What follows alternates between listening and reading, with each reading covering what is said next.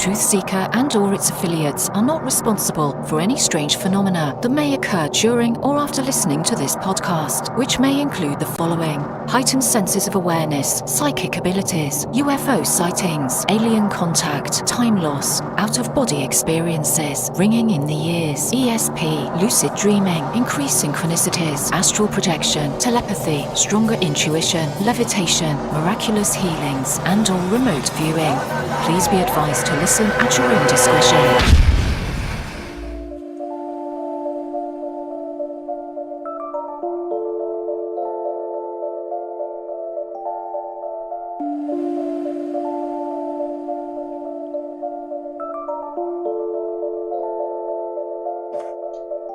Won't you come and take me away? I just wanna be with you. Won't you come and take me away? To a place to walk on troubled seas, faith to stand when I don't believe. I just wanna be with you. Won't you come and take me away? I just wanna be with you.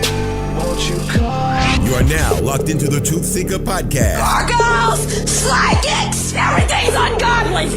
Dark's at it. Streaming live at TruthSeekah.com. She's not a Christian. Give it up, y'all. Your portal to the paranormal, esoteric, and all things spiritual. She's tampering in dark's at it stuff. And now, your host, TruthSeekah. Hey, what is up, ladies and gentlemen? I'm your host, TruthSeekah. This is the TruthSeekah podcast. Excited and delighted to be with you guys for another episode. Listen, we cover all things spiritual, and it's going to be good. This is going to be a good talk today, man. Shout out to everybody joining us on the live streams. I'm seeing the comments here on Facebook and YouTube, Periscope, Twitch, everybody, man. Shout out to you guys. If you don't mind, make sure you click that thumbs up button. Share this out with somebody who needs to hear it. We're going to be covering a lot of information, and if you know who my guest is today, you know this is going to be really good. I want to say a huge thank you to everybody supporting my work via Patreon. This is a listener-supported, listener-funded show. Doesn't exist without your help. So a huge thank you from the bottom of my heart to everyone out there who has partnered with me and are co-creators with this beautiful work. It's not possible without your help. Thank you. Some of the latest supporters within the last week or so, I'm gonna give a shout out to Matthew Condis. Thank you, Matthew, for coming on. I see you. Thank you for joining the Discord server as well. Saw you pop in there. Daryl Ruffin. Thank you, Daryl, for coming on. Faith Flattery. Thank you, Faith, for coming on. And Dana Marie Miller. If you want to support, go to patreon.com/TruthSeekah. There you get access to my entire discography of music, over 200 songs. All the new stuff that I'm working on is available there, as well as our Thursday night School of the Mystics, which is the community aspect to what we're building here. We hang out, we tap into prayer, meditation, breath work, and just roll ideas off of one another and just have time to pick each other's brain, and having that safe space to bring the things you're studying, the things you're researching, and faith and questions to a round table is amazing. So for those of you who are looking for a tribe, looking for a community, we do that every Thursday night. You get access by becoming a patron at any level of giving. So check that out. We got retreats coming up. I'm launching the Path of the Healer program again in September. All of that information is available via my website, TruthSeekah.com. So without further ado, we're going to go ahead and jump into today's episode. Today, my guest is Mr. Christopher Macklin. Christopher, welcome to the TruthSeekah podcast, brother. How are you? I'm wonderful. Thanks, TruthSeekah, for having me. It's wonderful to be here. Bless your heart. And you do amazing work. So I'd like to thank you for all the work you do, because it's important. You know, people don't realize the amount of work behind the scenes and everything else is involved with putting these things together, and the staff involved and everything else. So yes, thank you so much. Bless your heart. Thank you for saying that. And yeah, I got to thank my team too. We're building a team here, beautiful people who are helping as well, taking some of the load off of me so I can pay attention to the conversation and not be clicking and moving windows in the background. So for sure. Thanks, Christopher. To tell you how I found out about your work, I recently found out about you, didn't know who you were, and you've got a large body of work. My wife was looking up guests that she thought would make a good interview to the podcast. And so she found your work. I'd never heard of you. She's like, yeah, I've been talking to Christopher Macklin's people. I'm like, never heard of them. But as soon as we booked it, I started seeing your stuff everywhere. All of my friends have had you on their podcast and then your healing work that you're doing. I was like, wow, now that we've booked it, now I'm seeing the meme of the synchronicities of this man's work everywhere. So that was awesome. Well, it always divinely aligns. It's funny, when I first started this ministry, I'll just give you a little story if I may, but, they say build it, it'll come. So open the office. Where is everybody? Nothing's happening. And that lasted for about 3 months, and I got fed up and said, and I'm not I don't believe in religion. I believe in one God, many paths, and I define God as God, Goddess, prime, creator, all this. So I said, okay, dear God, what's going on? Where are they? I said, well, it's in here. Take it out there.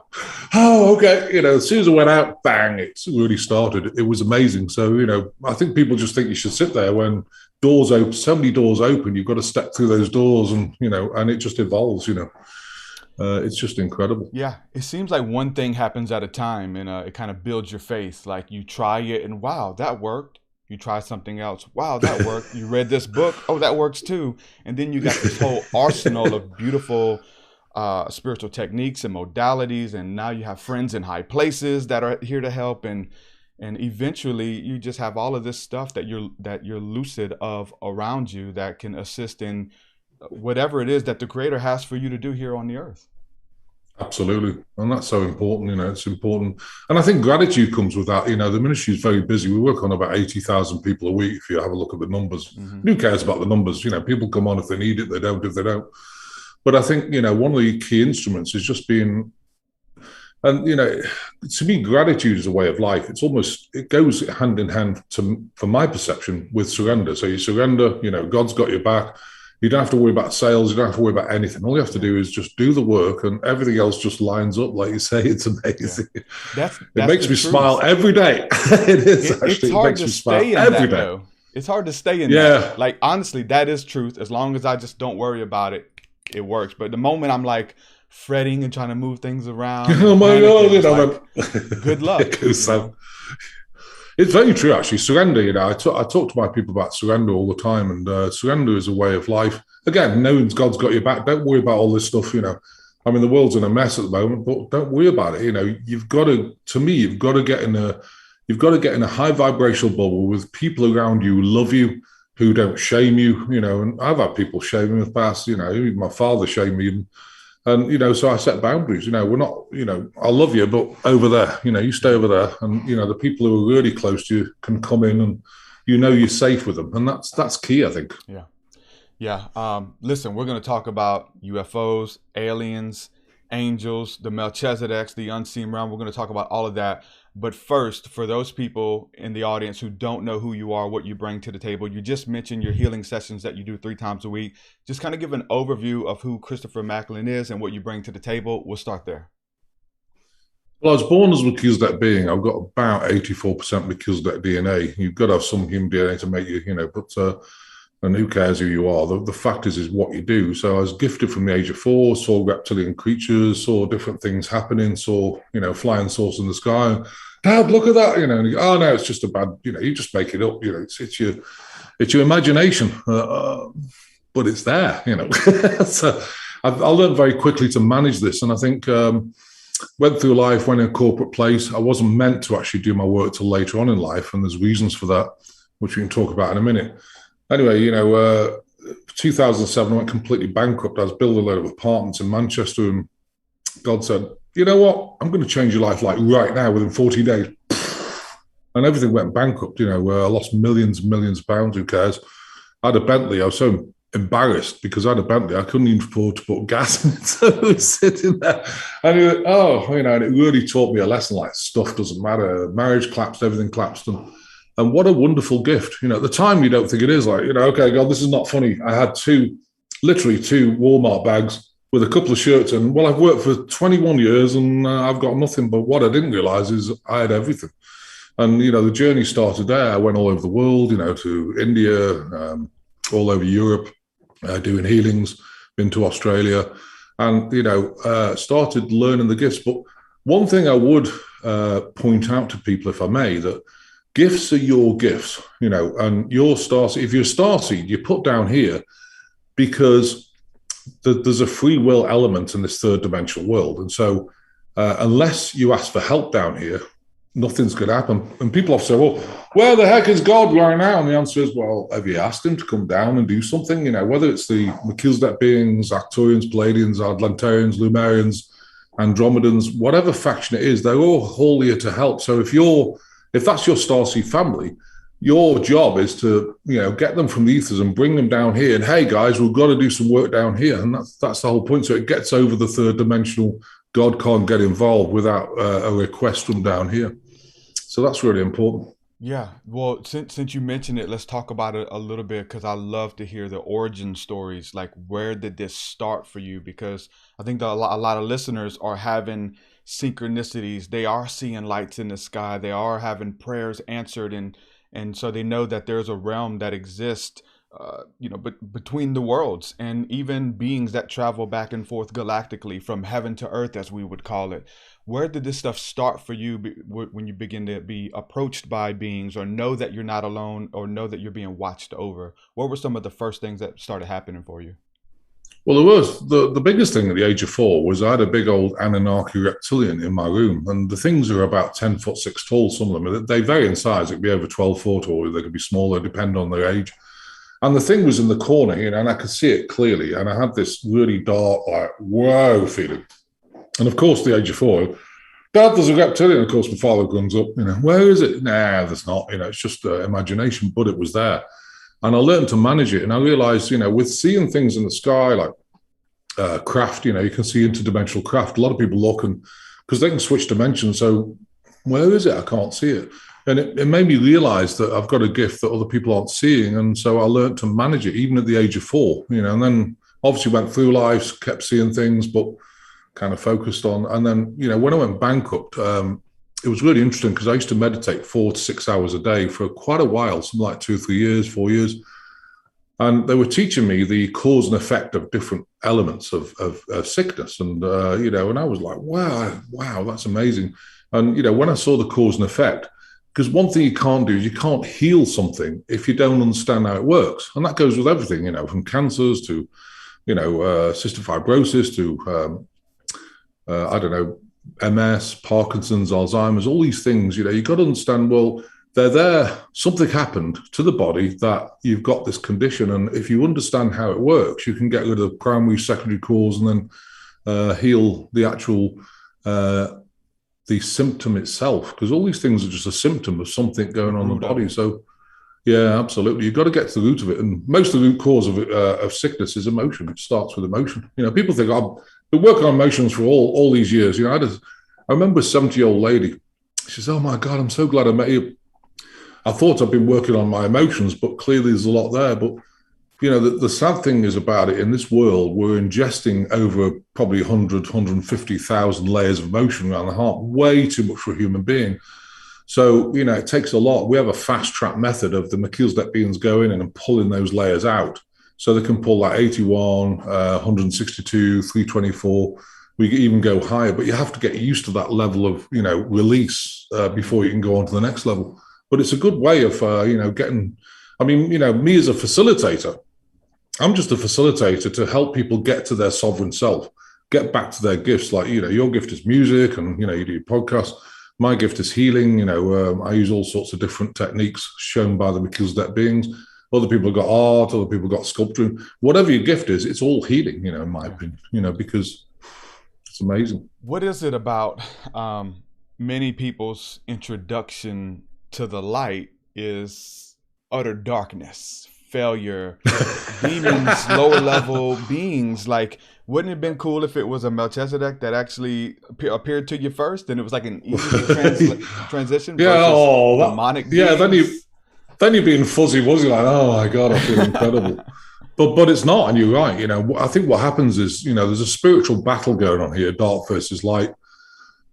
Most of the reptilian elements here are manipulated and dark. And so, like Anunnaki, Draconians are really dark. You've got Luciferians attached to Vatican. You've got You got first and second dimensional snake beings. You name it, they're there. You got archons. They float through dimensions. They have no body.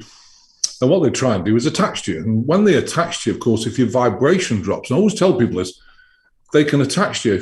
If you don't protect yourself when you first start healing, because your vibration's precarious, and of course, if you're depressed, as soon as you find out, oh my God, is the world this bad? And just wait, you're going to realize it's way worse, and you go down the rabbit hole, and people go through stages of evolvement, of understanding. Even people who realize, the government's, sometimes it catches up with you, and you bawl your eyes out for days, just Yes. feeling sad for humanity. It can't be this bad, and it is. Everything's manipulated: water, air, TV programs. It's got Luciferian symbology all over the place. It's got the governmental system, religion, everything. Everything's hijacked. So it's time to take a step back and digest it. Probably heal it, because you have to release the emotion around it. And then once you understand it, right, you become a warrior. And my job here is to get people into that warrior state, where they feel really amazing, where they're leaping out of bed in the morning going, oh my God, I feel incredible. Yeah. And, they feel like a warrior. Nothing's going to touch me. I'm going to get out there and do my bit for humanity. Yeah. And, service to others, not service to self, as I say.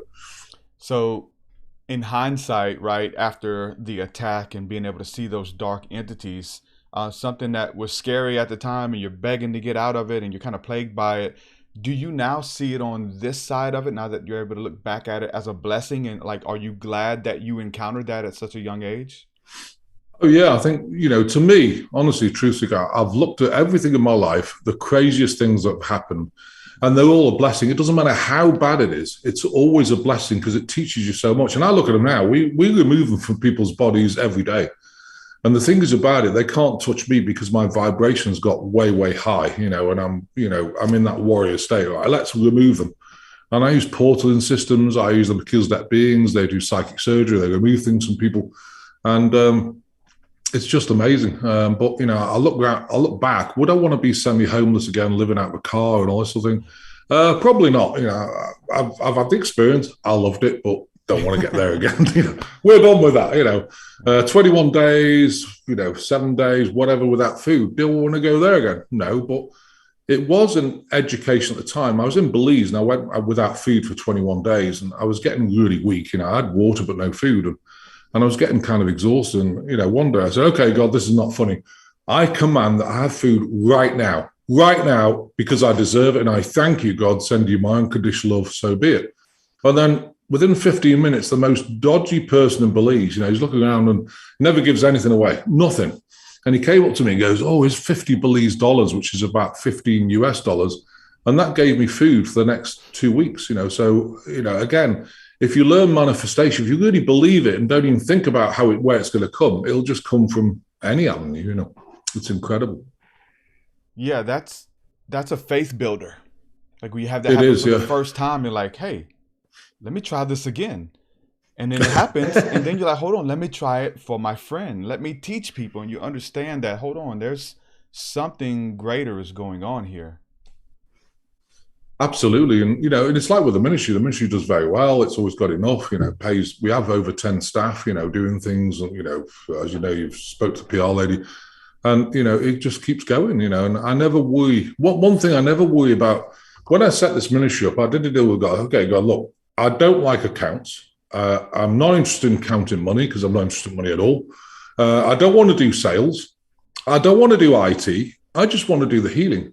Now, I've seen a lot of people get so frustrated because they'll set a business up and try and get the, I can't get the website or can't get the computer going. Oh my goodness, how do you do the accounts? And what you need to do is let go of all that. We pay thousands, like the accountant would pay about $15,000 or $16,000 a year. And people say, oh, that's stupid, you should keep it. Well, it's either I stop this healing today and go and count beans, or I do the healings and just pay them. And then I'm in my space, and the accountants, I don't know why, but they're in their space because they love counting beans. And everyone's getting fed. That's the thing. Move the energy out. Don't hang on to it yourself, because if you hang on to it yourself, you'll block the whole thing. There's always a balance, moving energy, which is money is just energy, and moving it in and out, and making sure other people benefit as well. That's so good.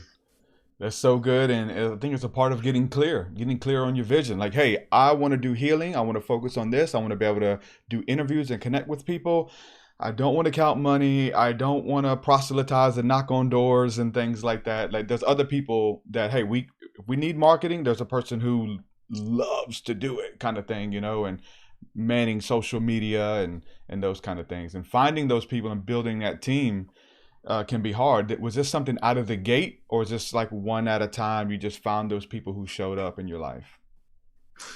It's funny because, it went through a journey. The problem with it's not a problem. The amazing thing about the ministry, let's rephrase that because it's really important, is that, I keep a very high vibrational place. So I've had people that have come and worked. And the problem is when you hold a high vibrational energy, in this ministry, it brings all people's stuff up, all their emotions and things. And so if they're not the right person, they start projected on you. Well, and then, oh, well, I love you, bye-bye. And, now we've got a great team, but it takes sometimes a little bit to get the right people.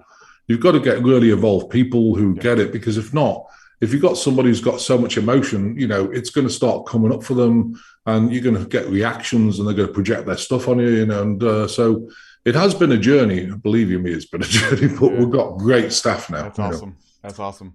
It all works out for the greater good. So you shared the story about dealing with the reptilian being at first, and then you talked about working with the Melchizedeks. Like, what was the first encounter with the Melchizedeks, knowing that they were here to help and send healing and work with you?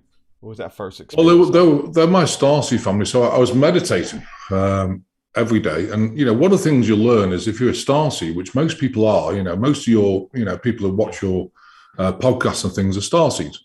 And one of the biggest things about recognizing you're a Starseed is, well, I hear every day, I don't fit in this world.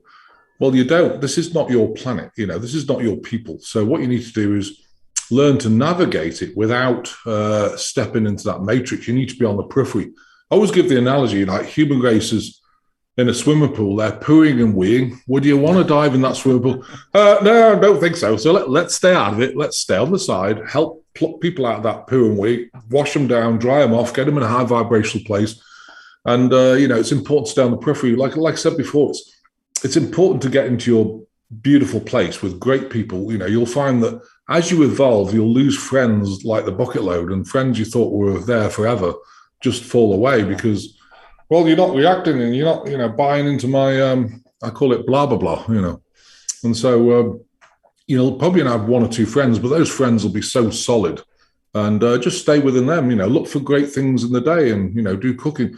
I find it very difficult because of my gifts. If I go out to a restaurant and the chef is like all mad because, whether it's a lady or a gentleman, they had a row with their husband or wife the night before and, they cook the food. I can smell the energy on it and it smells like, ooh, this smells awful.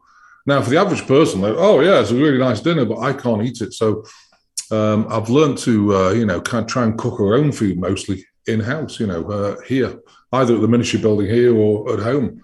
And, do things that give you joy, It's okay to have a glass of wine now and again. People say, oh, I don't drink, don't smoke, don't have sex, don't. Well, what do you do? We're in a third dimensional world. Have some fun, because you know what? It's not an easy place to be. A glass of wine a night, it's okay. A couple of beers, it's okay. Don't shame yourself, because if you shame yourself, you're just ingesting your own stuff again. So, I've shamed myself in the past. I've been there, got the T-shirt on that one, Yeah, I mean, that's huge. I mean, I talk about it a lot. It's like, listen, there's no chocolate out there. Like in the ethers, like there's no grass. Like, be present in this life, in this body, because that's where gratitude comes from. Small as chocolate, or small as it is, a breath. Thank you for my heart. Thank you for this breath. Thank you for this body, and move the awareness to gratitude in the now moment. That's huge. And doing it with everything, a beautiful glass of wine, laughing with friends, and having camaraderie. And that's there's no money that is that could buy those things. No, and the people around you, nowadays, if you look at the state of the world, and like I said, I don't believe in religion, I don't believe in politics, I don't believe anything. I just believe in one God, and I know God's got our back, and it'll evolve the way it's meant to. Things will always unfold. We did a ceremony last Saturday. We had 4,110 people on it. between YouTube and Facebook, and we did the ceremony. It's basically all it's doing. Again, I don't believe in judgment, because my father thinks everything's great with the WHO and everything else, and that's wonderful. And he's taken everything and done everything, and I don't. So who's right or who's wrong? And the answer is there's no right or wrong. His perception of the world is his perception and his truth within his understanding. My truth is very different, but no one's right or wrong. And so, I explained to him one day, I said, Dad, there is no right or wrong, so, and again, I love some of Jesus' teaching. I'm not a Christian, but I love Jesus' teachings, and that's, don't judge people, stop it, and I said, you believe in Jesus, don't you? He goes, yeah. I said, well, stop judging then, use his teachings and, and don't just speak about it, show up and do it, that's so important. You're 100% right. Your perception creates your reality. And, I get those messages as well. I'm a Christian. I come from a Christian background and call myself a Christian mystic. I still have that foundation. And people hit you with all kinds of theories. There's no end to these theories. And the ones that are doom and gloom and they say, this is the truth. And I just simply reply, so shall it be unto you. If you believe it, it's your truth. It becomes real to you, not only to you. And even Jesus taught on that. Jesus taught on like these universal principles of the mind and belief and the imagination. And if you believe it, it's going to be given unto you. Ask anything and it shall be given unto you. So what are like the limitations on anything? My anything is like believing for some really cool stuff that I have I'm privy access to. Other people, nope, you can't do that. No, you can't do that. Because your faith isn't there. But when you try, you step out, you're like, wow, we have helpers, like somebody, consciousness, God that is in our thoughts, that is in our life, is listening to everything that we ask. And so it's interactive. Our faith in this life and the angels and the Melchizedeks and the beings, like it is so amazing. It's wonderful. Yeah, absolutely. And it's about unconditional love. I mean, I love Jesus' teachings. Like I say, they're not unlike Buddha. I've got Buddha behind me. Apologies. he decided he's going to keep an eye on us. But his teachings are amazing. Just look at those fundamental teachings. If you look at the whole Bible things and, that's people's perception of what they thought he said. I think what you got to do to me is resonate. Does that resonate with the yes or no? And that's, again, that's your truth. I always go back to people listening to truth-seeking things, especially some factions.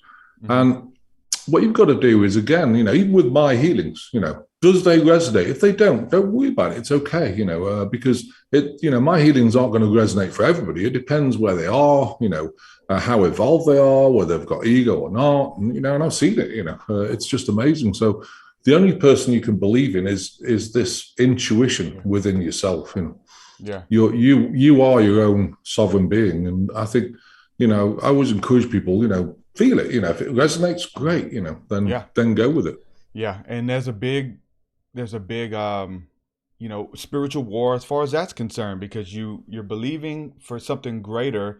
It's real in your heart. You might not have no proof. Even your outward situation doesn't even look like the things that you see in your visions. And how do we bring it into fruition? And you begin to talk about it, you begin to share it, and then people begin to ridicule you. You're doing what? You said what? And so that journey of bringing that, I think it's a shamanic journey that we go within and get the information, the visions, and bring them out and manifest them before the people. And that's a process. And but somebody who hasn't experienced it, they're going to ridicule. Yeah, they're going to point fingers and name call. You've never been attacked by a reptilian in your bedroom. There's a reason you don't believe it. It's not pleasant. Oh, blimey, look at that. The thing's like 10 foot 6 tall. What on earth? And this is at the age of 4. What do I do with it? Yeah. And what I did with it, my father's gone, right, get out of my bedroom. And it went, oh, wow, that worked. And I got this inner power even at the age of 4, and it really helped me. Yeah. Christopher, we're coming upon a short break, and we'll take a quick break, 2-3 minute break. And on the other side, I want to ask you about that powerful symbol that you have behind you. So when we come back, I want to ask you about the flower of life. We'll take a quick break. We'll be right back. Thank you, guys.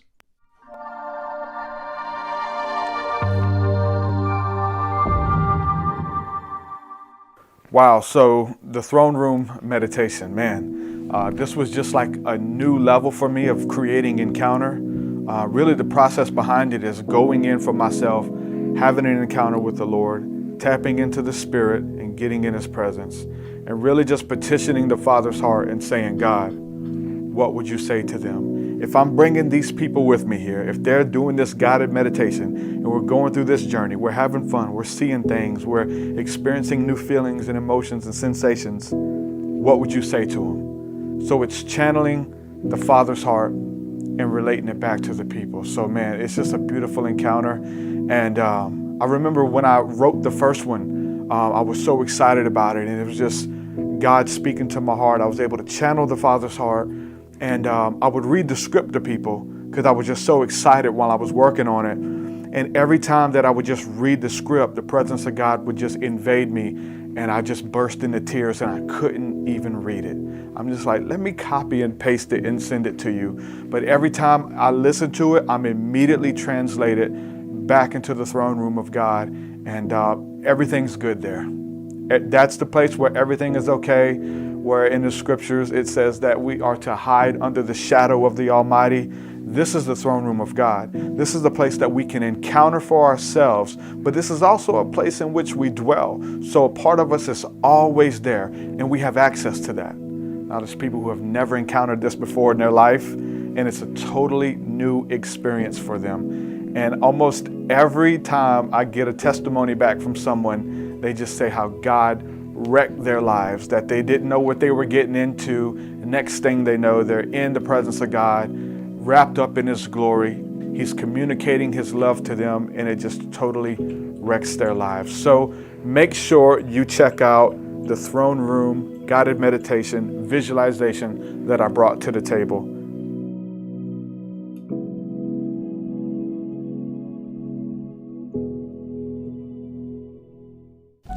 There are things that go bump in the night.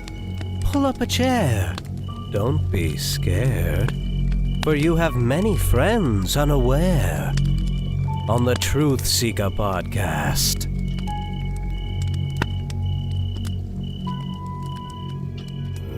TruthSeekah podcast. TruthSeekah. He seems like a nice guy. You're listening to the TruthSeekah podcast. Now, back to the show. This is it. Don't get scared now. All right, we're back. Christopher, again, thanks for being on. For those of you who are just tuning in, we are talking to Christopher Macklin.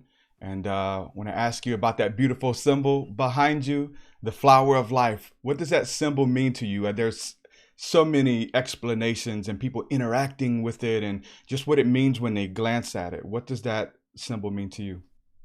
Well, to me, sacred geometry is about vibration and the formulation of, it's basically, if you look at it, it's just lots of sphere, or circles around. And of course, the infinite sphere is an infinite pyramid. It's creating energy, and it's showing life, forever expanding, in my opinion, because, spheres, the whole universe is made up of, infinite spheres, and that's part of the sacred geometry going on. So it's a beautiful symbol. And I think, the vibration of it's very, very important. Yeah. For me, it's the oneness, how all of these circles are all touching one another and are all interlaced. And so we are an extension of each other. We are a family. We are, I am another you, you are another me. And so that's a big part of it for me. I've also heard about people meditating upon the flower of life and also Metatron's cube and things like that. And they'll meditate and stare at it. And they talk about the symbol beginning to like unfold and open up and become a portal. I don't know if you've had any encounters with. Yeah, I have actually. Yeah.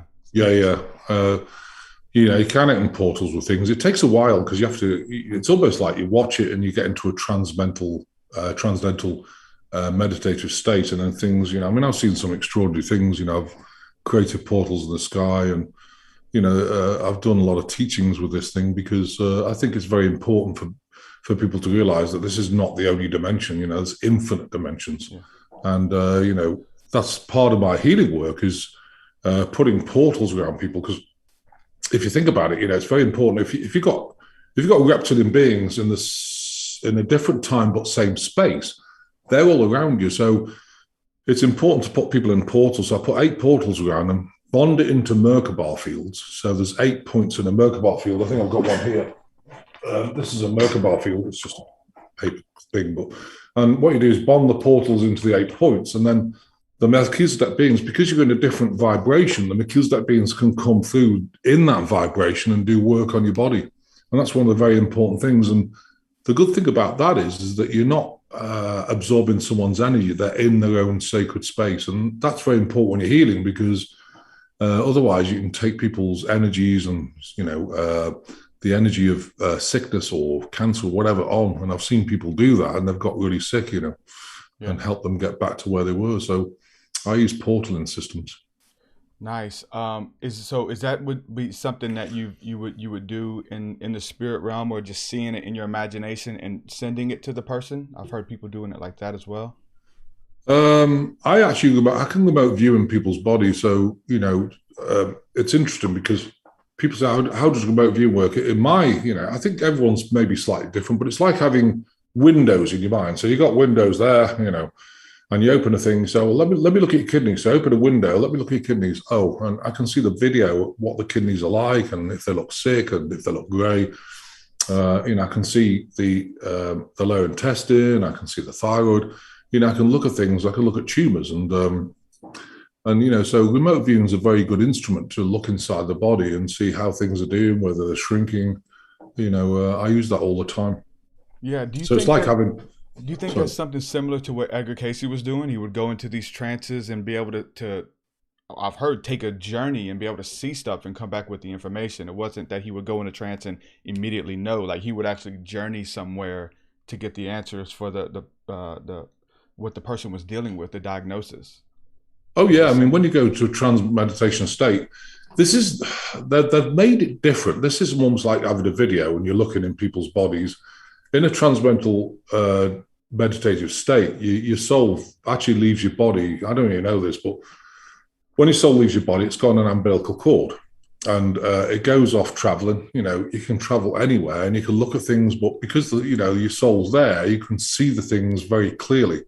And then, of course, you need to come back. It's very important when you do that to protect yourself, because if you don't, if they ever break that umbilical cord, you'll go into a coma. And that's what happens when people, get in car wrecks. They suddenly end up, in a car wreck. The body gets really sick, and the soul rips out the body so quickly, the umbilical cord breaks, and then you're in a coma because the soul can't find its way back into the body. So that's a very important thing. Always, protect yourself. Always encourage people. We've got a prayer, the 27 Esoteric Mercable field prayer. It's probably one of the most powerful prayers on this planet. It's putting 27 layers of energy, in this formation around your body, so it can't be penetrated for about a day. They do try and break it down because, of course, we're in a spiritual battle, so they try and manipulate you anytime they can. Early on, when you were having this awakening and things started happening, just going a little bit further and getting into, these communities that we're a part of, was there anybody's work that stuck out to you early on? Any philosophers, any religious leaders? You mentioned Buddha, things like that. Was there somebody's work that really meant a lot to you early on? I think all the Melchizedek lineage, Buddha, Jesus the Christ, Enoch, Babaji, it's a Melchizedek lineage. I don't know if you know that, but I looked at these teachings. They were fundamentally the same. They were just put in a different way, I think, and that's why I work with the Melchizedek being, because I was, I am one, but obviously I've got human, DNA as well to make you have the ability to have a body. But my body doesn't sit well down here at all. It needs a better managing, but that's what it is.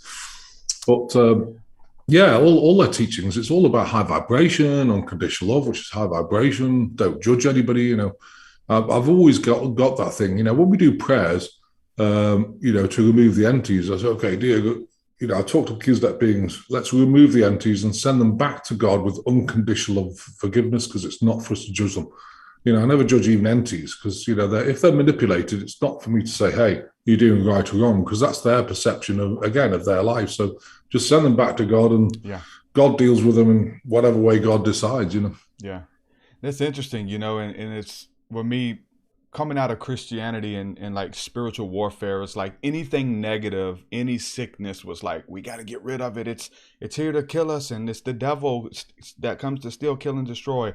I understand that, but eventually on this awakening process and journey, I understood that like the Creator kind of orchestrated my journey and put these roadblocks and these bumps in the road to teach me fire.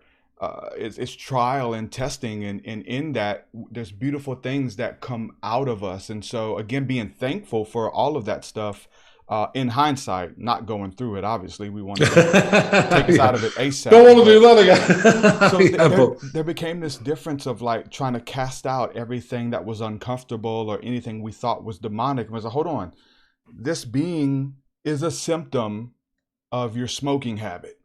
Like this symptom is not, we're not just going to deal with your cough. You got a cough. We got to heal it. We got to deal with it. But it's much deeper. It's the smoking. You got to get rid of that.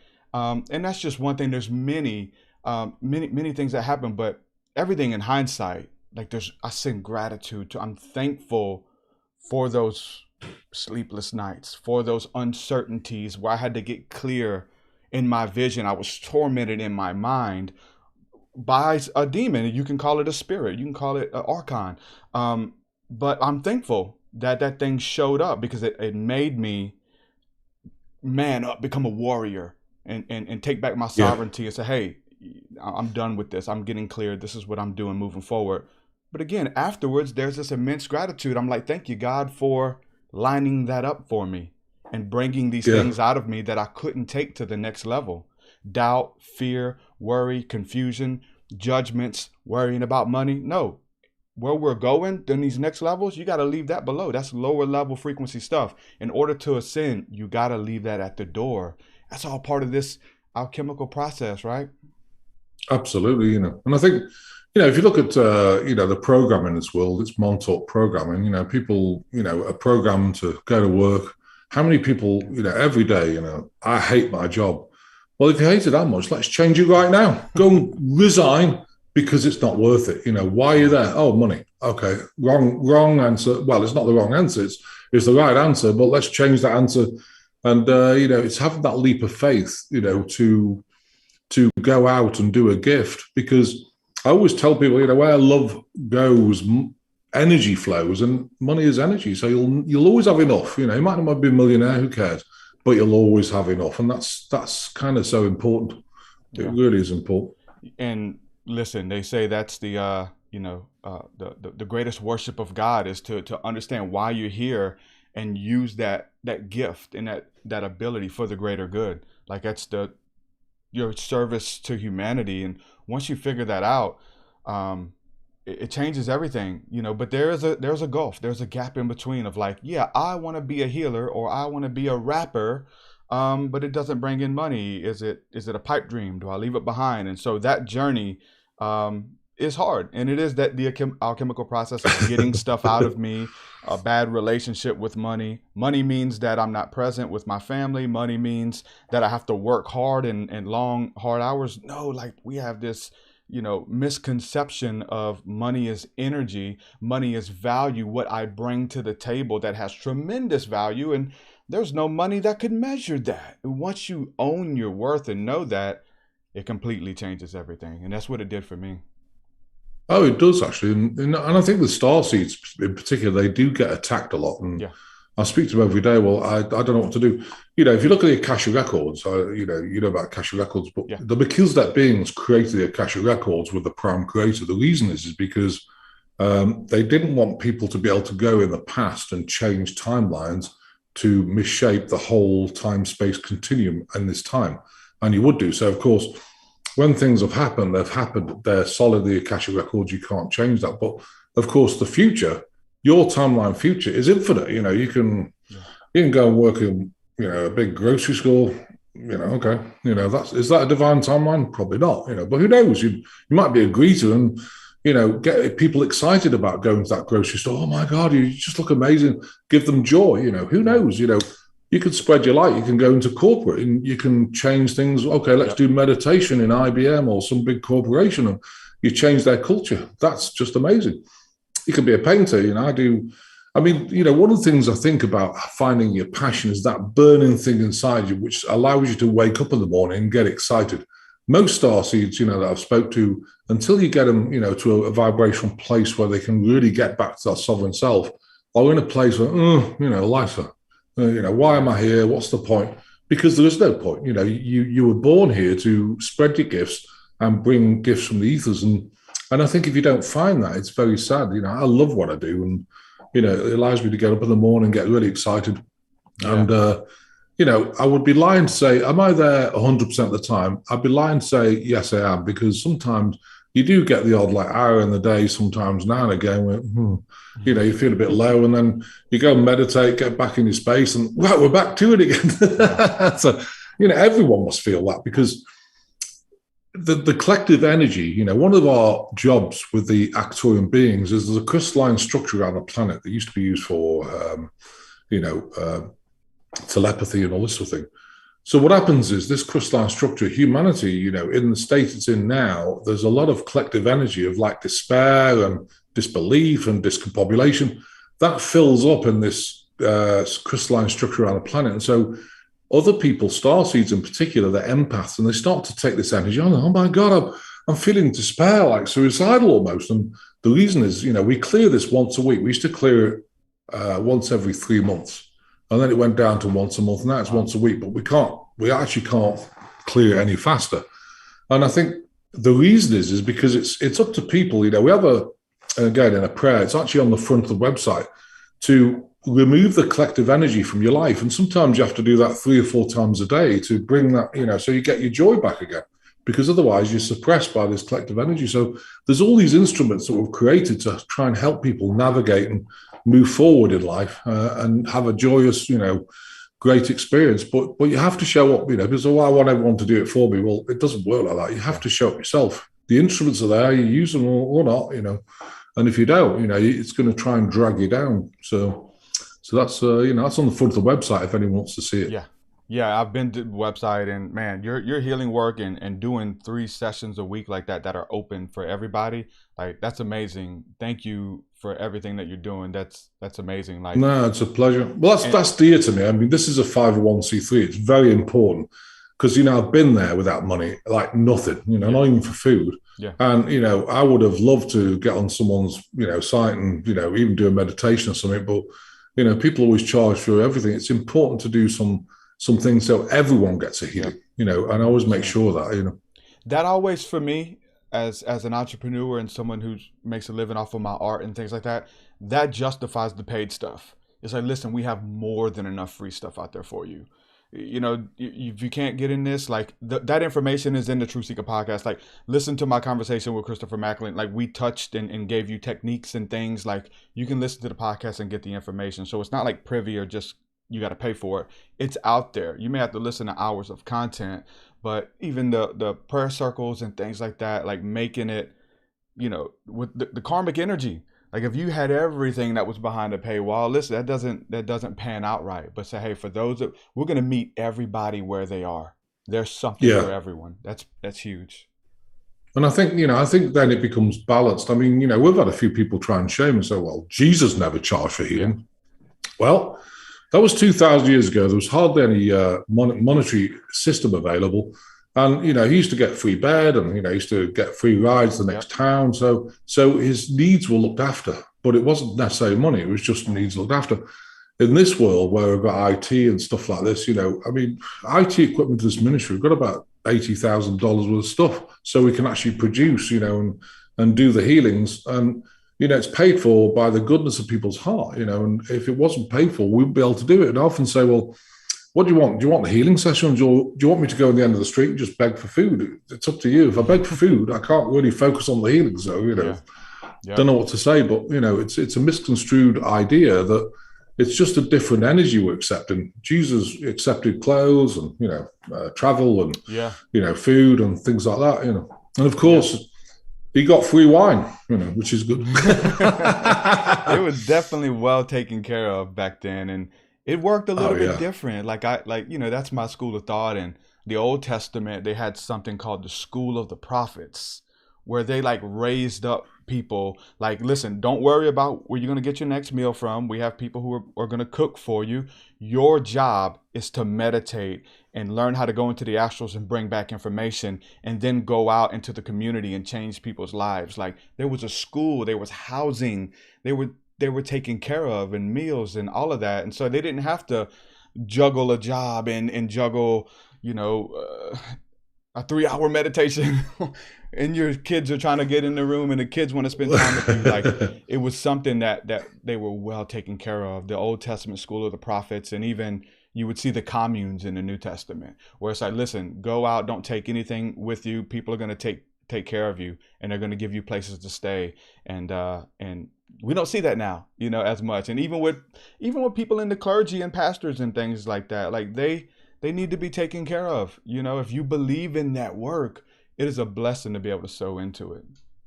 Oh yeah, and completely dedicate your thought and life to it. I mean, I do with this. I've got staff who, people look after bookings, people look after PR, everything else. I just come in and do the healings, and I need to be in that space, because if I get things happening and I have to start managing things, it takes you out of that beautiful high vibrational space. And I think you're right.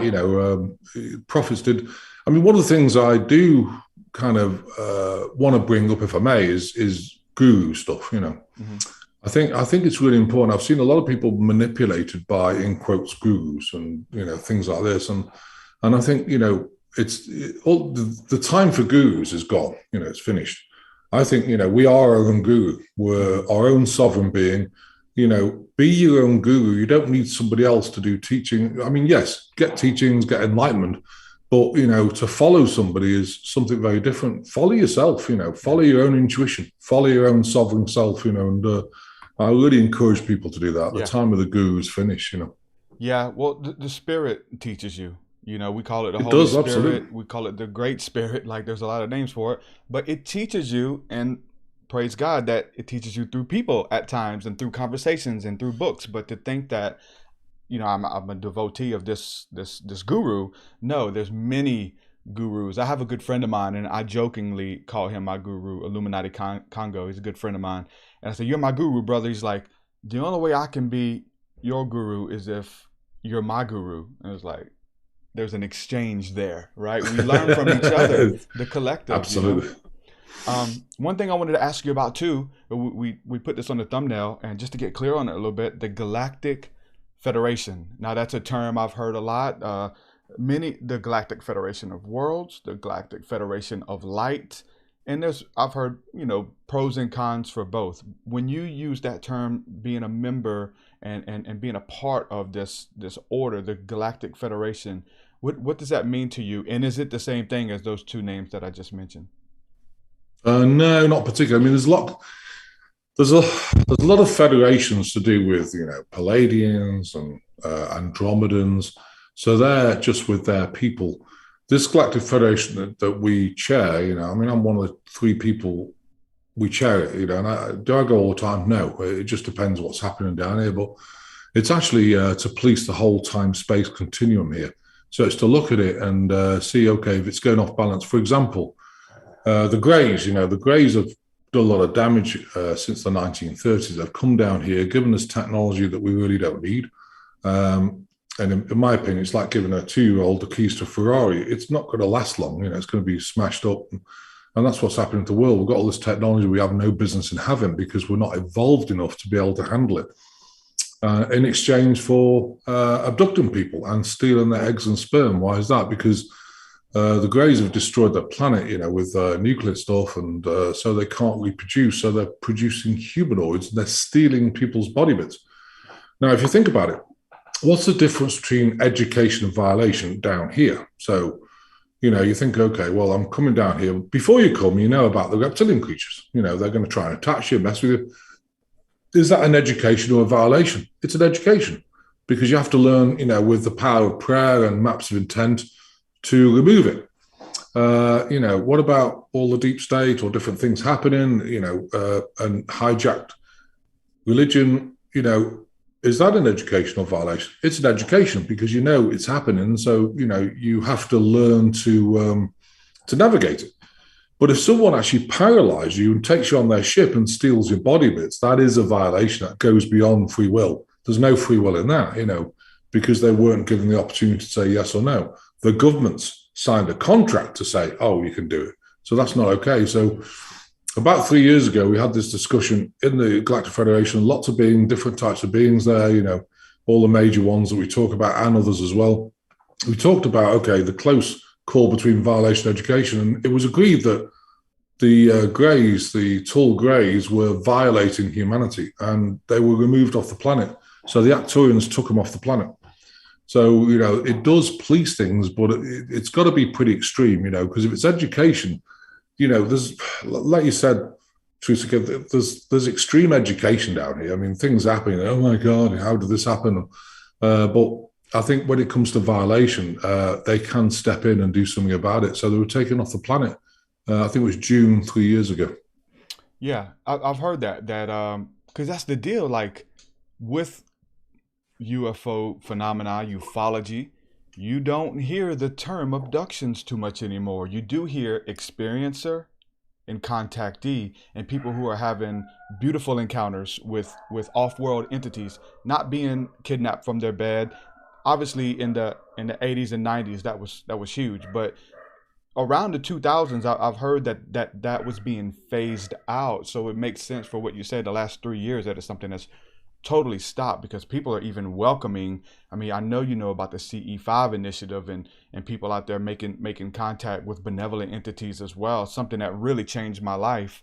Can you speak to that a little bit, the CE5 initiative and people who are wanting to make contact with their extended family, if you will, and the councils and things like that that they're a part of? Is that something that they can do easily or? Well, one thing I've learned, and I want to maybe point this out to people. People think, oh, I just want to contact my Starseed family, so let's just do it. So you lie there and meditate. Where are you? Nothing's happened. And then you do it tomorrow. Where are you? Nothing's happened. So how long did it take me to really connect to the Melchizedek beings? The answer is it took me something like 2.5 months meditating every day. And I'll tell you why, and it sounds brutal, but it's true. Yeah. They don't want to waste their time with people who are kind of not dedicated.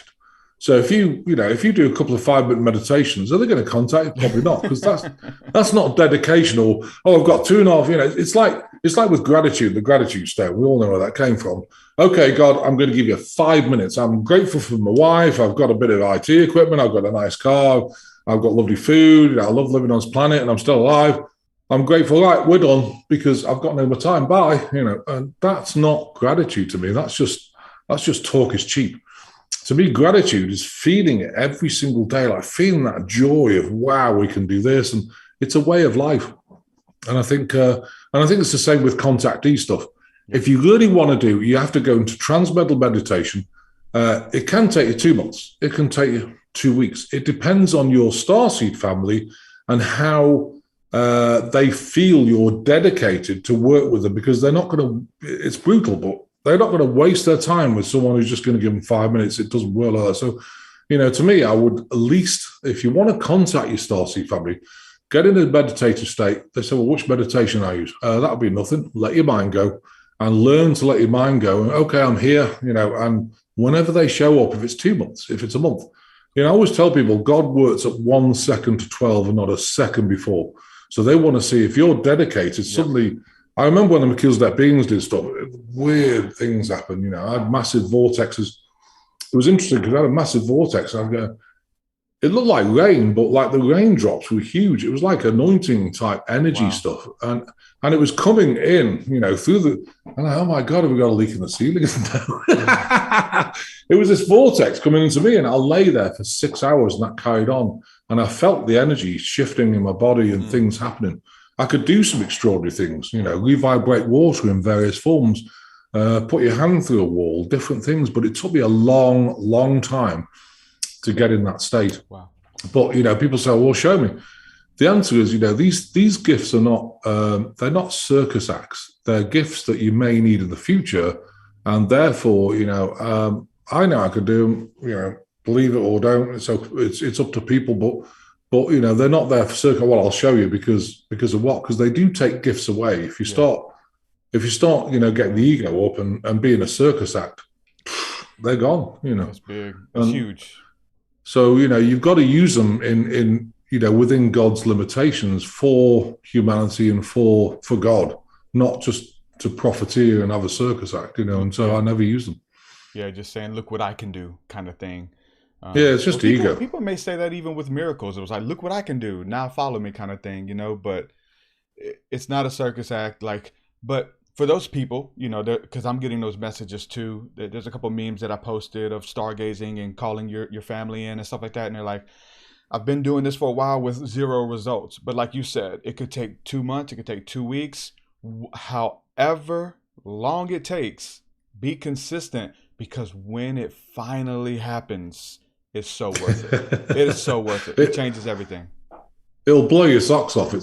I normally say it'll blow your pantaloons off, but I'll just stick to socks. Yeah. But no, it's amazing. And when things open, you start. I think the other thing about you start downloading things, things that you didn't know, and suddenly you start knowing things, and you just got to have that confidence. It's not really channeling; it's actually downloading information. In sleep state.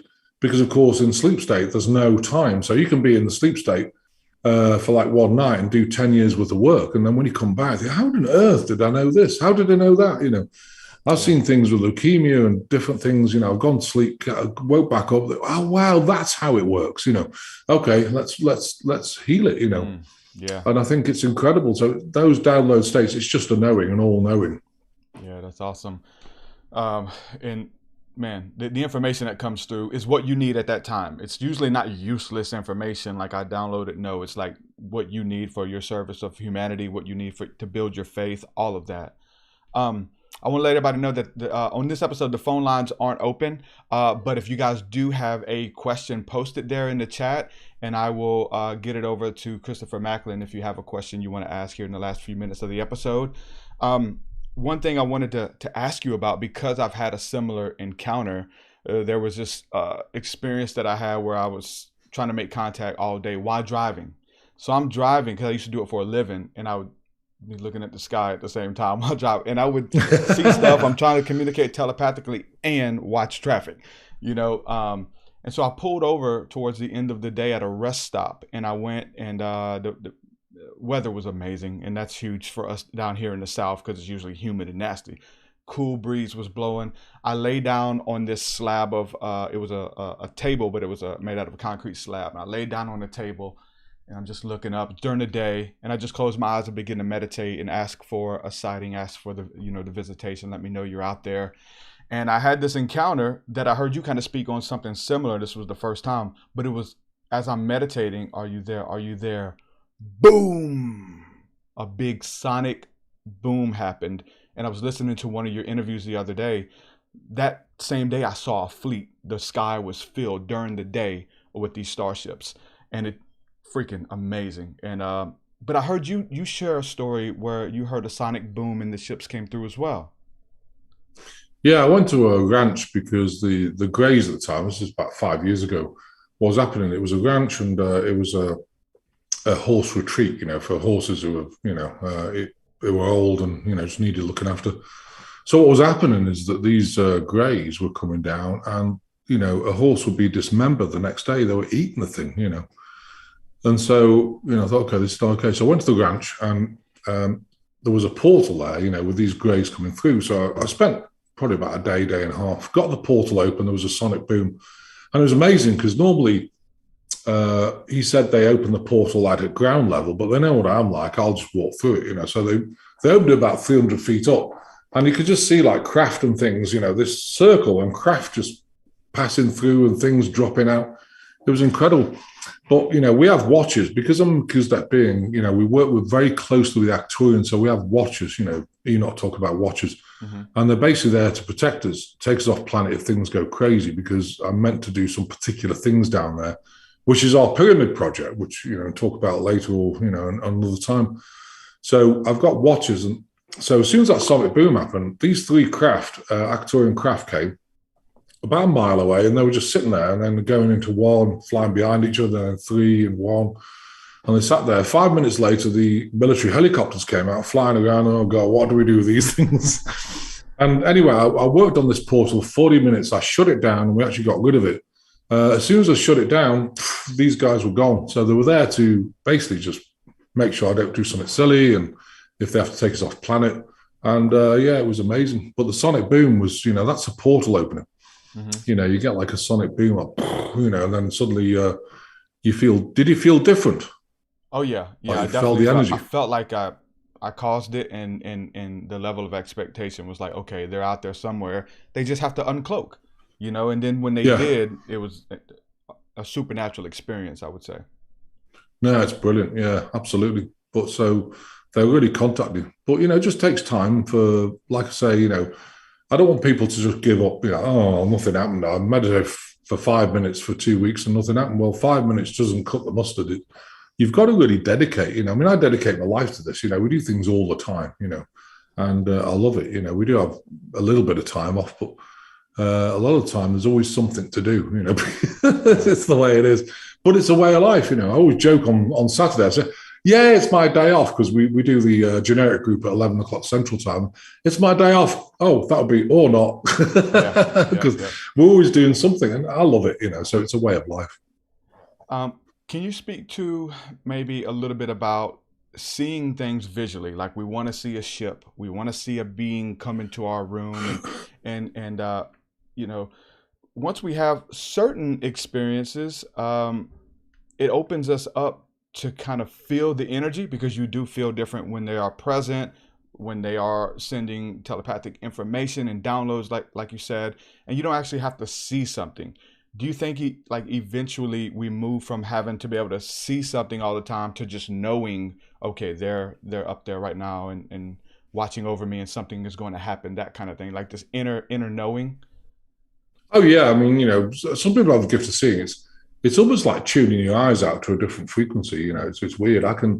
It took me a while to learn to switch it on and off, because if you go to a restaurant, if there's a big old reptilian stuck to somebody, you don't want to sit at that table and, I don't know what to do with that, so you just tune them out, because they're not going to touch you, and you just enjoy yourself. But I think, it is tuning your eyes out. It's like if you look up in the sky, and everyone should try this, look up in the sky, let your eyes go and focus on just, like let them go, focus on nothing except, and you'll start seeing like little angelic beings. I don't know if anyone's seen those around. Yeah. And there's billions of them, and they're all part of this like flower of life. They're all connected together.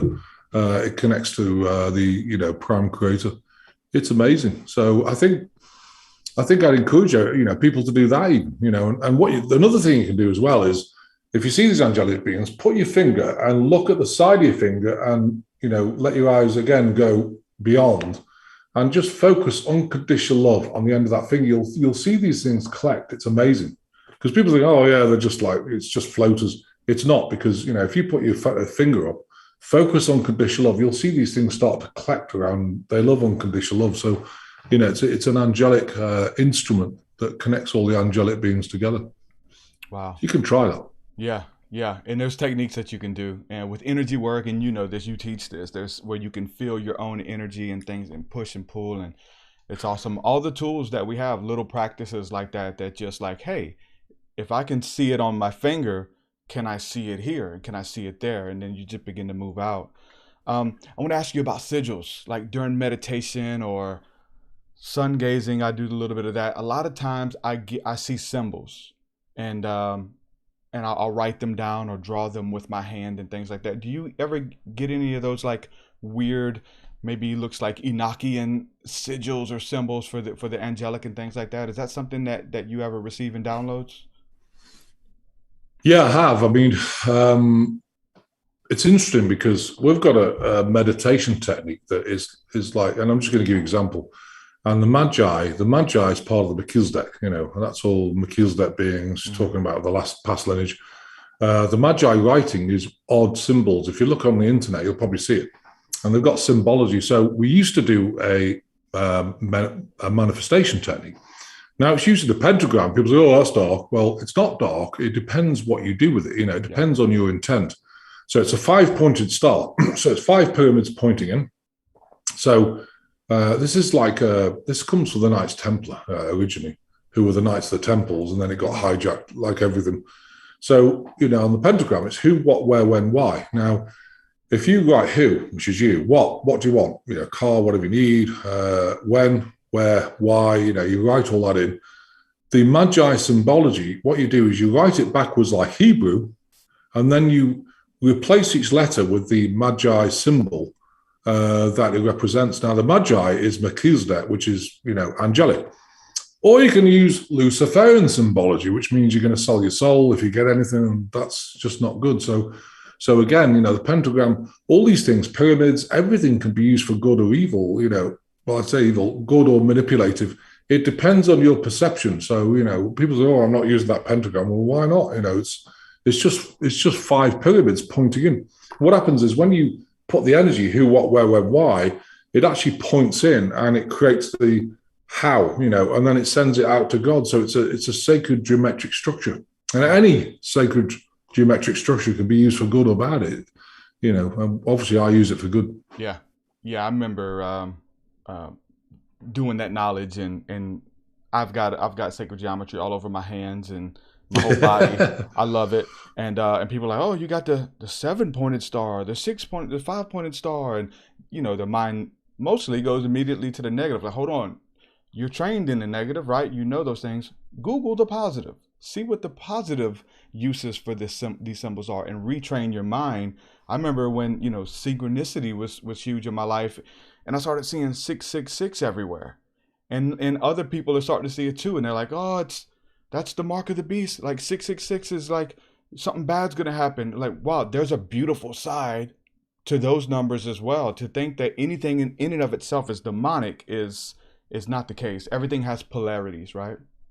Oh yeah, I mean, numerology, any multiples of 3 is Christ consciousness, and so 666, 999, and if you notice on our website, if we sell any meditations, that it's always, you can add the numbers up and you'll get a sacred number. It's always multiples of 9 or 3, and that's important. So yeah, absolutely. It depends on people's, again, perception. Richie, are you there, brother? Do we have any questions in the chat that people are asking that are conducive to the conversation? Hello, yes. There's one question about gratitude for the time, by the way. Gratitude question for daily meditation practice. Is there a recommended technique or practice that Christopher can share? What I would do is learn, if you want to, I think if you want to connect, I've had this question a lot. People say, which meditation shall I use, one of yours or one of somebody else's? And the answer is, I think we're creating one to connect to your Starseed family. It's not finished yet.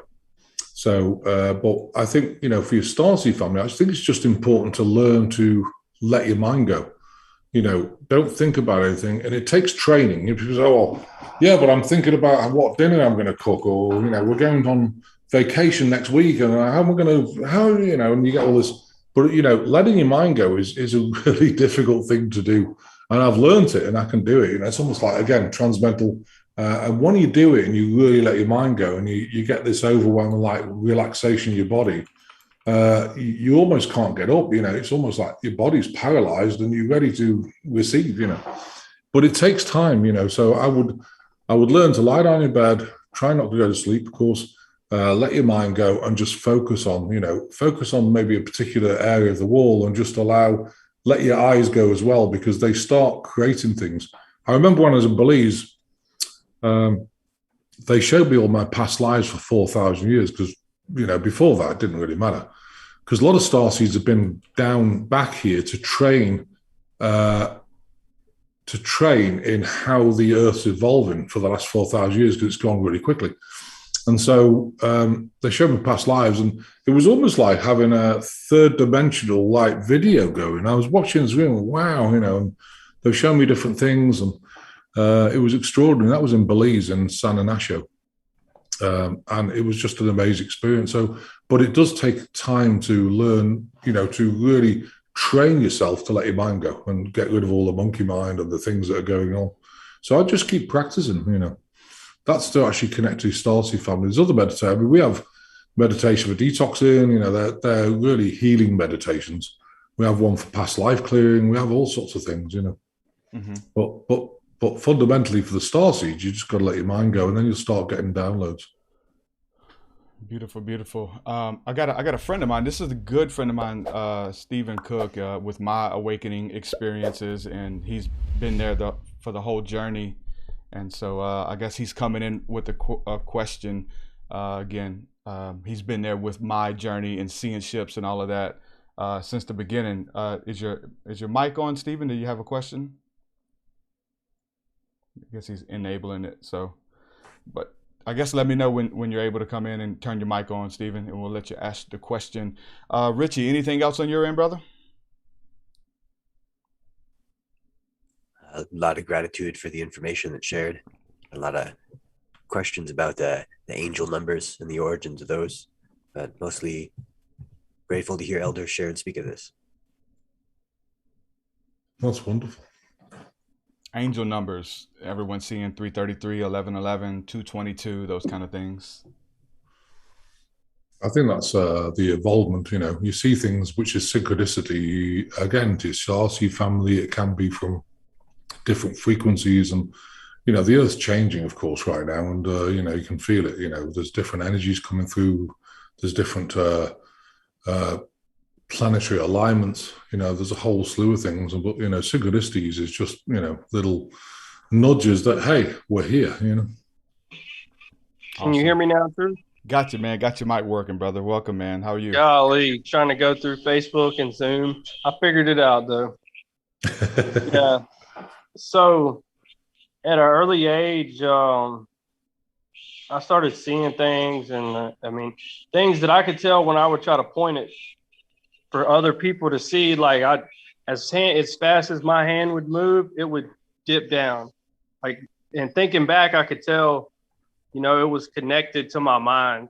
And it's been around a long time, and I've developed this sense of friendship with it that I can't explain what it is. The only place I can find any recollection of anything that looks like it is in the Bible. The burning bush and Moses, the star that the Magi followed. So me growing up as a Christian, old school, my grandpa was a Baptist. I couldn't, just push it away. I literally, studied and seen in the Bible that Elijah was swept up into a fiery chariot, all these things. And it just so happened during the significant points of my life, they showed up. My grandfather died was when I really, really, really started seeing them. But every now and then I would get so pissed off, and I'd be like, in my head, I'm not saying this out loud, what the hell do you want with me? They're flying over. And because you want to know, it generally part of you, especially if you're young, and I was, younger, I think younger than 30. What do you want with me? What do I mean to you? And anyway, I stayed outside and I was working out a little longer. It never happens to where I go outside and meditate. It's always I get an insinuation to walk outside for something, and boom. And I don't have many areas in my neighborhood where I can see them. And and then that same night after I hit a couple on the bench press, sit up, and there's this light, two houses down. It doesn't look very big. It doesn't mean that it's not. It doesn't mean that it's, doesn't shine bright. But in that moment, it's just going down, straight down over the house. And it's I could feel it. I mean something to it. I don't know what it is, and then the next night, the opposite happened. I walked out there. I didn't yell. Something told me, go out there, and two houses down, one was going up real slow. And my whole family, all three of my sons see them all the time. And I know it's a generational thing. I know that's why the Bible is the genealogy is a big deal.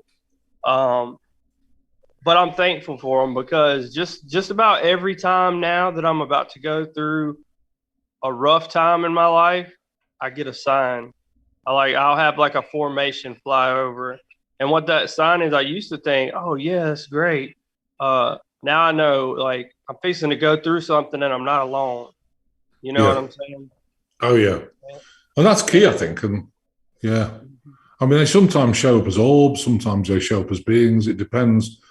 If it's people who've crossed over, they can obviously come back in, energetic form. Sometimes they come back as orbs. Sometimes they come back as actual people. But, if it comes back as a person, it freaks a lot of people out. So sometimes they just show as an orb, so it doesn't freak you out. But the angelic beings also show up as sometimes orbs, like orange orbs or white orbs as well, as well as, I can see them because they're beings. They show up in my room, but they show what they've been in the past. They show their form, what they've been in the past. Like Mother Mary or whatever. So yeah, that's really good. Just send them loads of love because they are there, and I think it's a sign. Say, hey, you're just about to tank and something's happening. We're here, we're right here for you, and it's wonderful. It really is wonderful. But I mean, it's been a bunch of experiences like that, and then on the flip side, at an early age, before I learned about all that, like there was the darker side of it. I would wake up with dark beings on top of me, and I still to this day I don't sleep with the lights all the way off. Like, you know what I'm saying? Because I mean, even though I know what to do now, if I get attacked, it's still not very fun. No, it's not. I mean, the attacks, though, if you use the 27 Esoteric Mercable field, and also we have a spiritual attack prayer, the Melchizedek beings, we're talking about the lineage of like Jesus, whatever. The Melchizedek beings, they're very powerful prayers, but they're not powerless victim prayers. They're very, and people have a hard job with them. Like, I command you, God, to, and then at the end of it, we say, and I thank you, God, send you my unconditional love. It's a very well-balanced prayer. So, don't ever worry about the word command. Demand is different. I demand you, God. That's rude and obnoxious, but I command is giving the invocation of I really want it doing now. You're putting your power behind it. And at the end, it says, and I thank you, God, send you my unconditional love. So if you feel attacked, use the spiritual attack prayer. It's really powerful. And use it in multiples of 3. It'll really help. Awesome. Christopher, thank you so much for coming on and being a part of this with me. I've thoroughly enjoyed it. Had so much fun picking your brain and hearing about your experiences and your encounters. Well, thanks, Rob. Yeah. Man, I've enjoyed it. You got so much that you bring to the table and so much that you offer as well. Let people know where they can go to follow your work, get in on your healing sessions that you do and everything that you bring to the table. Just go ahead and let everybody know where's the best place to find your work. If you go to globalenlightenmentproject.com, it's part of Christopher Macklin Ministries. If you go to globalenlightenmentproject.com, if you have a look at the website, there's meditations to help you, release, like detox the body, different things. The 3 times a week is the healing. So it's on the front. You can actually register on Zoom. We normally have about 600 people registered. Depends who comes online. But if you register for that, it's 3 times a week. It's by donation. If you have no money, please, again, never shame yourself. I've been there. I got the T-shirt on that one. So just come on, because it's going to really help you get back to a realigned state so that you can, then get in divine alignment and everything will come flooding in. So, yeah, and, if you want any healings personally, we do one-to-one sessions, specialized groups, a whole host of things. Awesome. Christopher, thank you so much. It's been such a blessing. I enjoyed it. Yeah. Picking your brain and growing deeper on my journey. Like, I want to know these things too. I have questions. Thank you so much for coming on and hanging out. We'll have to do it again. Thank you so much. Yeah, we'll just do it again. Thanks for having me. I really love you guys. Bless your heart. And keep your good work up. You're doing amazing. Yes, absolutely sir. Amazing. Thank you for seeing Bless your heart. Thank you. It means a lot. Many blessings, brother. Thank you. God bless. Shalom. All right, ladies and gentlemen. Christopher Macklin. That was good. Really good. Enjoyed it. Hearing those experiences. I've been listening to his interviews, been listening to him sharing and speaking on other people's podcasts. And when you hear about similar experiences and stuff that other people are going through that sound a lot like yours, it allows you to bring pieces of the puzzle together. And so, building faith. And I'm reading here in the chat how people are like, yeah, your story encourages me. I'm going to keep going out. I'm going to keep stargazing. I'm going to keep going out until something happens. You have the acronym PUSH. Pray until something happens. And so keep at it, man. Keep at it. Don't give up. Whatever it is that you're believing for, whatever it is that you believe in. For me, listen, it changes everything. I'm doing what I'm doing today because of those early sightings, those early encounters, if you will, with the seraphim, with the cherubim. I mean, they go by many names. You know, there's the angelic aspect of it, and I think that the the wording is it's not about the names, but it's really about the energy and about the encounter. So, man, shout out to everybody hanging out with us in chat. I see you guys. Hopefully next time we will be able to open up the phone lines and get that figured out. We got a reply here to Stephen Cook. Al China says, that's exactly what's going on too. I feel you, my brother. That's actually happened to me yesterday. As soon as I was leaving my house about 6:30, I felt their presence and look up and there's a light ship. I have a picture of it and I put it up on Facebook. And then the same night when we got home, there was a huge one above my house. I'm talking big, but it was there and it moved slowly and then it vanished. But it stayed above us for a while, and then it started moving slowly and just took off. My wife and son did see this video. I've been getting people inboxing me with videos lately. Which is really cool. I've never been able to capture them on camera. I've never been able to pull out my phone when I'm having an encounter and record it. You have to be, usually what I've tried, but it usually ends. Yeah, right. You don't have proof. By what authority? You haven't seen that. It's like, listen, my goal is not to prove it to you. I don't need you to believe in what I've experienced in encounters, but there's a reason why these conversations are resonating with people. It's because they've experienced something very similar. So I don't need to prove to you. I don't need you to agree with me, which I have to state that because I come from a realm where I needed you to. Like if the more people that believed it, the merrier, and the more validated I felt for being crazy or believing something weird. I mean, that's where I come from in Christian circles and denominations. We need to convert you to our way of thinking.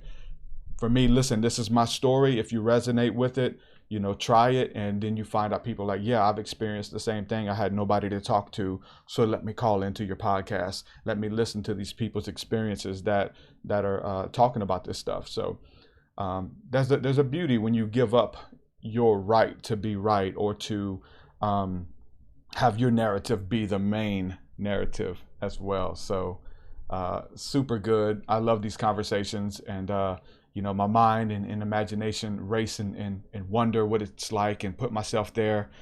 But when you hear those testimonies, obviously that's what a testimony is for, because the scripture says that God is not any respecter of persons.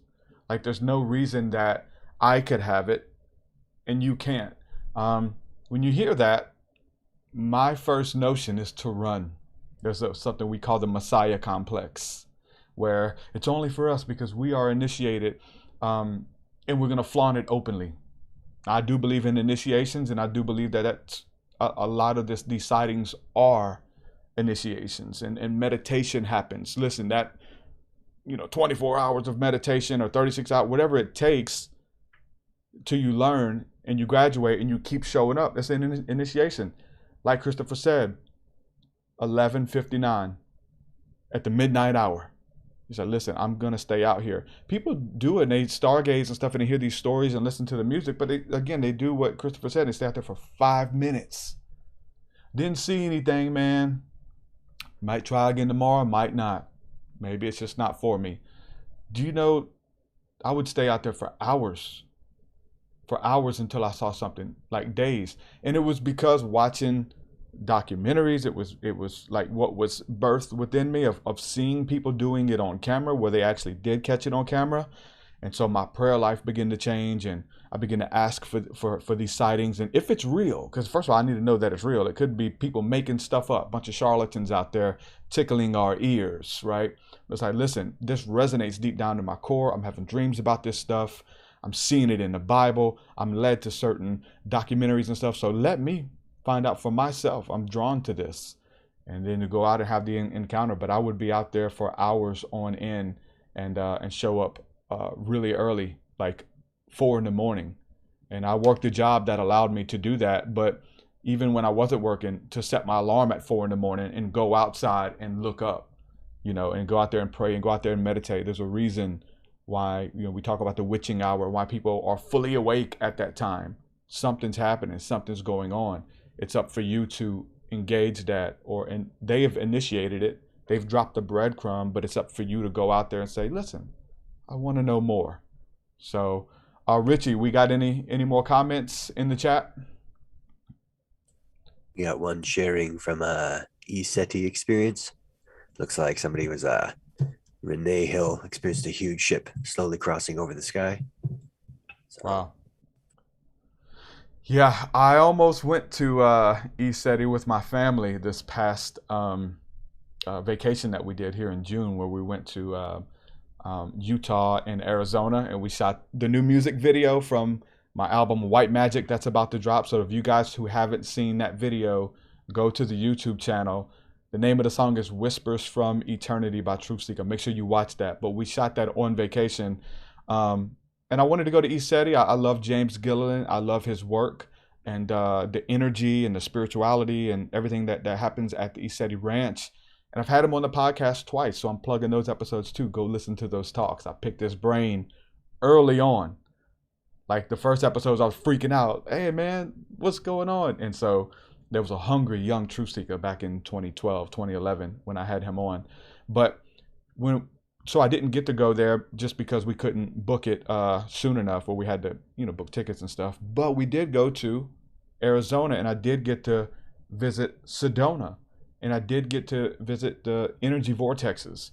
And every night outside of our Airbnb, or 4 hours outside of any city in the middle of Monument Valley, which is where we were in the video, like we're just seeing just portals. They're just going, like it's just one after another, leaving, going in the portal. And so I'm just staring at them and asking for sightings, and just let your eyes adjust, and you see them everywhere.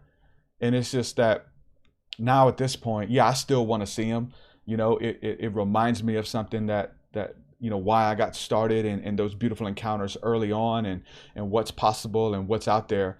And it does stir something up within you. And even to let you know that you're not alone, that you're on the right path, and synchronicities, it's all tied in together. But shoot, Arizona is a hot spot outside of our Airbnb, not even way out there in Monument Valley, but they were just, you can see so many stars. And for those of you who want to see, I would definitely tell you a caveat, to see things is actually to go out during or as close to a new moon as you can, where the brightness of the moon is not there. You can't even really see the moon, maybe the outline, but more stars are illuminated, and you can see more things in the night sky with the naked eyes.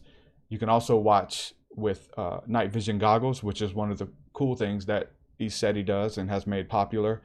But there's so much more you see with night vision goggles. But those are like, $3,000 for the cheapest pair. So I've never even been able to use them. But binoculars, just hunting binoculars, or binoculars that you use for whatever, that you can get at Walmart for fairly cheap. I remember just walking outside of my porch at 4 a.m, looking up and just see stars, and stars are cool. I love astronomy and astrology and astrotheology and all that. But I'm looking at that, but then I'm like, let me use these binoculars. You put the binoculars on, and then you see things moving. Move the binoculars, just stars. Binoculars on, little things moving. And listen, they go into stars. The stars are like portals. The stars are beings that they're going into. Like, it just opens up for so much more. And so we're out in the morning looking at these stars in the morning and doing the research.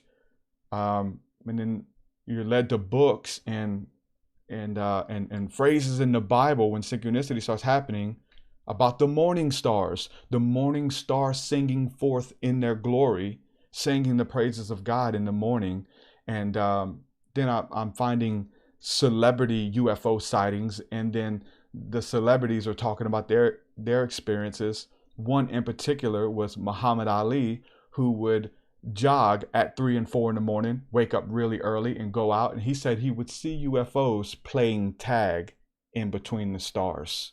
And then here I am stargazing, seeing the same thing. You think you're crazy. You know, this stuff isn't talked about openly. And when you try to start talking about it, people kind of back away. Yeah, man, that's demons, bro. You're asking for demon sightings. And, you know, people are just weird in with their theology and what they've listened to and what garbage that they've put in their head. And they begin to see demons everywhere. And they start to think that that's what it is. And so the study of seraphim and light beings and fiery serpents in the Bible that were God's messengers, called the seraphim and the cherubim, and the Merkabas, which are the light ships and chariots of fire in the Bible. Like, all that stuff started to become real for me, and I begin to see it. And so that's available for you. I'm not any more special that I get to see it. The only thing I did differently was I showed up.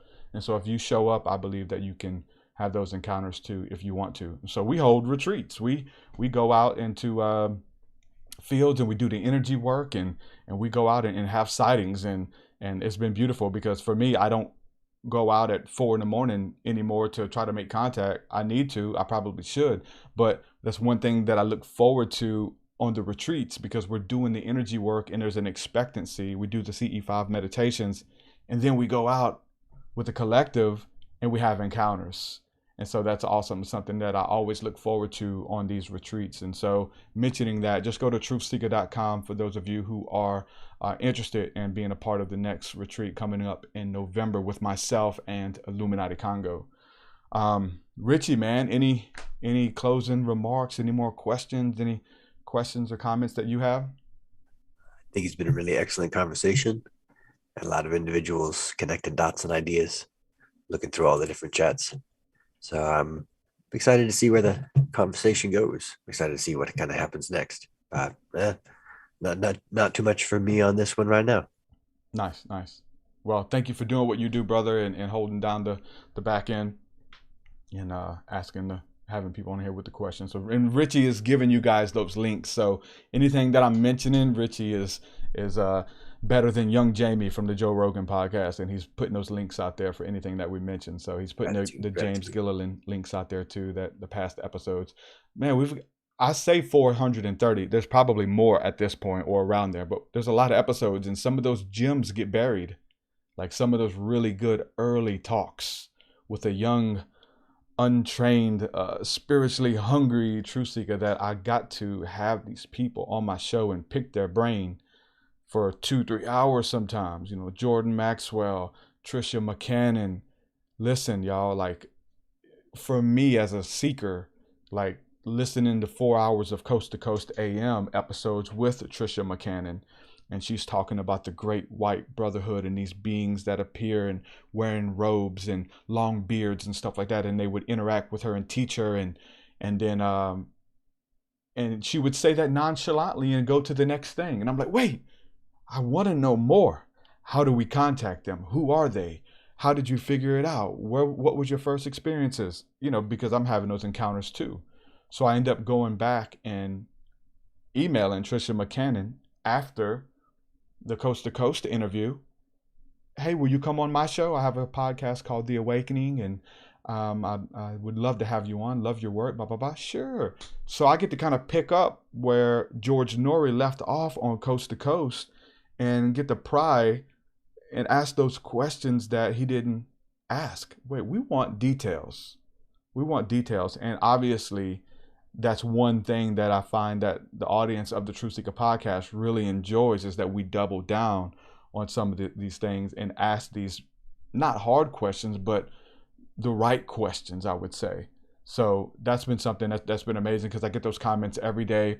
And obviously, too, a lot of the guests they come on this show and they're like, "Wow, this is fun," because most podcasts or episodes that we do, they're just like by the book, and it's the same questions every day, every time. And I'm like, hold on, you said you've seen this ship. What did it look like? What did it sound like? And so just getting clear on some of that information, and the guests love it too. So that's a huge compliment that I've been getting from some of the different guests that we've had on here. So Eric Hype 33 says, set your intention with no judgments and you are on your way. This is the way. Yes, it is. This is the way. Being able to see that stuff, and I would say not any judgments, but gratitude. Gratitude, thanksgiving. You know, I sampled James Gilliland in some of his interviews in my music, and he recalls in my song Flight of the Navigator, where they were trying to make contact and nothing was happening. They're trying to will it to happen. They're sending thoughts and intentions and Care Bear stares out into the universe, and if anything's out there, say hello, please, we want to make contact. And then they don't see anything. And then finally this little kid just runs up and breaks the circle of all of these serious people trying to make contact with the galactic federations and angels and light beings and all of this kind of stuff. And the little kid just runs up and says, hey, Mr. Spaceman, and waves at the sky. And when the little kid does it, out of nowhere, the ships appear. And it took like the faith and the childlike faith of this little kid in order to facilitate that experience. And then my mind immediately goes to, well, the Bible says that you have to become like little children in order to engage in the kingdom of heaven, engage in the realms unseen. Why? Because the imagination has to be free. You have to be open to experience such things. So it's huge to be able to embody that and take that with you wherever you go. So much beautiful music came out of it for me. Many beautiful conversations, documentaries that we've worked on, and once you open that portal, it's a good portal, right? You get to name it, you pick it with your intention, and then you start to see other things. You start to be a conduit for love and of light and of the beauty of God and all creation, and that stuff just begins to pour through you. And so people will call it channeling.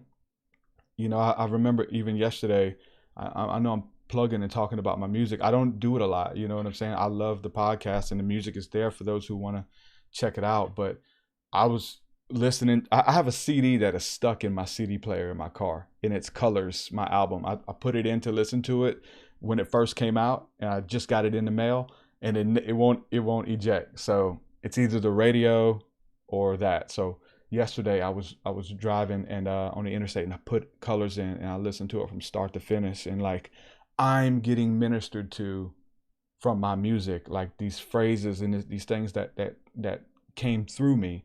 I you know, your music's awesome, I love you. Like I'm a conduit, but man, it's something that I get to benefit from myself, because I wrote that. No way.